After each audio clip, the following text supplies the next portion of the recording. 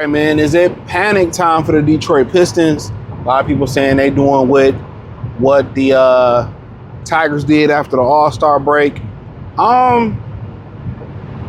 They should have played their starters versus Brooklyn, and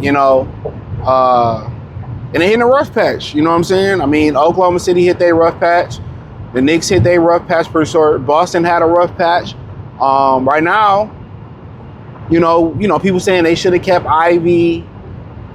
I'll address that in another video. They need to do this and need to do that. And I think, let's just talk about Detroit Pistons. Top players, thumbs up the video, share the video, subscribe to the channel. I mean, you ain't getting no help. Dennis Jenkins, the question was that going to carry over to the playoffs? Right now, he got his money and, hopefully he find his mojo back. Karis LeVert has been an epic dud. Duran has been doing Duran things, and Cade is starting to taper off. So, he probably started to get wear out. This is the thing. That's why I told y'all they needed a primary scorer so he don't have to do everything. But right now, we'll see. I mean, I don't have no way for words. I figured they was gonna go through a rough patch at some point. Hopefully, in the next couple of weeks, they can get through. They can get through with it, through the rough patch. And if they can make it through the rough patch. I'm not really concerned about Asar Thompson being injured and all that. Hopefully Ron can step in and do some things. But no, it's just a simple rough patch. You go through them. It's a simple rough patch. That's all that is. So, and it's just, when they talk about the NBA today is better than it was yesterday, it's an epic joke. These guys played both sides of the floor.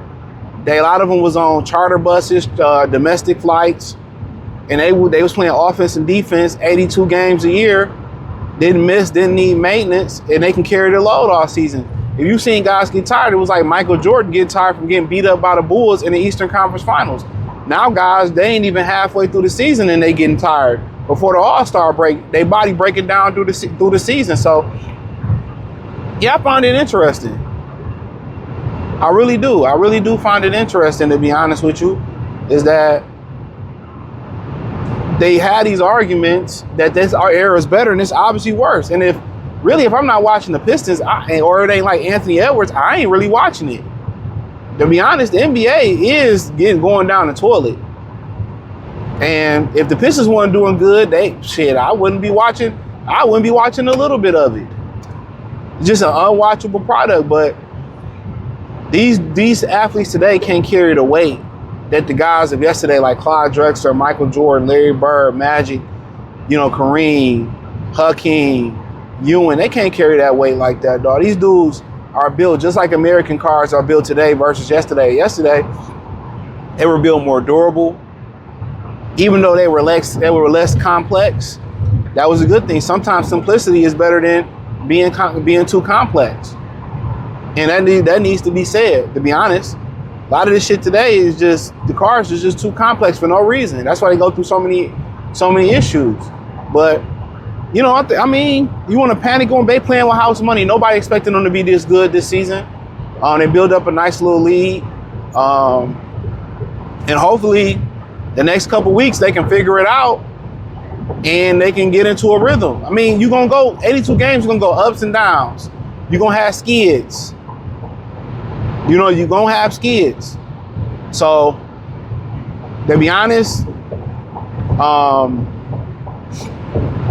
you hope that somebody like LeVert, Herter, Sasser can find their rhythm, and that's all they really need. One of them to find their rhythm, and it's enough time for one or two of them to find their rhythm. But to be honest, hopefully I'm not ready to panic yet, but there's no reason to panic. They're not a championship caliber team. Yes, we have a window open. People say, well, Tatum will be back next year. And the fuck that mean? Boston wasn't dominant with them. They was losing series and getting their ass kicked with them. So at the end of the day, they got money to play with. They got assets to play with. They didn't rush it, though. And I agree with that. I agree with them not rushing it and going to make a stupid move. See what you got. And some of these guys going to be gone next year, to be honest with you. You can buy high, you can buy low. That's the crazy thing. You can buy high, you can buy low right now. You can buy high and go for Giannis. Hey, that's you. You can buy a little bit lower, get a Kyrie and see how it work out. Hey, you can do a lot of different things. You still got DeRozan, you still got Levine, you still got Monk. Sacramento probably gonna blow it up. You know, you still gonna have opportunities to get guys. You know, like it or not, maybe you add a Paul George for a little bit of nothing next year. I mean, you still got options. So there's really no need to rush. So at the end of the day, let's see if they can figure it out. Now, this is where the coaching come into play with JB Bickerstaff. You know, let's see if he can, you know, hit the shifters real quick and really get them to step it up. And if he can, it's going to be beautiful. It's going to be beautiful. So, I mean, I had no issue with it. I think they'll figure it out. If they don't, so be it, you know. So be it. Next year, then they gave everybody equal opportunity chance to do what they needed to do. So, and then next year, you probably gonna see them make a move. You know? But I'm not hitting a panic button like it's championship or bust, because it's not. It's not championship or bust.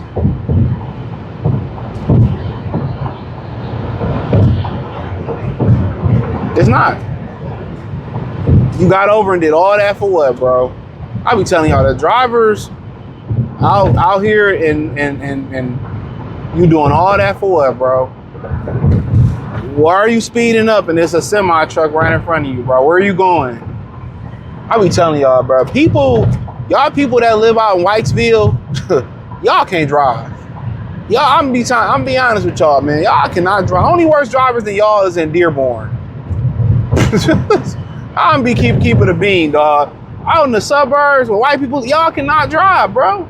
Jeff Gordon and Dale Earnhardt has given me a misconception that y'all cannot drive. Y'all cannot fucking drive. It is crazy to me, dog. I be looking at y'all drive just, man, maybe I should just do a series where I just blow out motherfuckers' license plates and shit like that so y'all can just see how bad people drive. I was talking to somebody and they keep their headlight, their high beams on at night. No, but motherfucker, your high beams is for when it's impaired, when it's like fog or you can't really see outside. That's for your high beams are for. Your high beams are not to drive around with at nighttime. If you can't see through your regular bulbs, you need new bulbs or you need to clean the bulbs, clean the lenses of your fucking headlights. He used to be a crackhead right on 96 and West Grand Boulevard. Man, that dude was the greatest. He was the GOAT at cleaning your, before they came out with the kits was popular to clean your bulbs, he was the GOAT. He was the GOAT. But hey, man, check out Detroit Piston Talk playlist. Hit the link in the description and say find me everywhere. X, Instagram, Facebook, Kick, Twitch, the whole nine. Let me know what you think. Peace.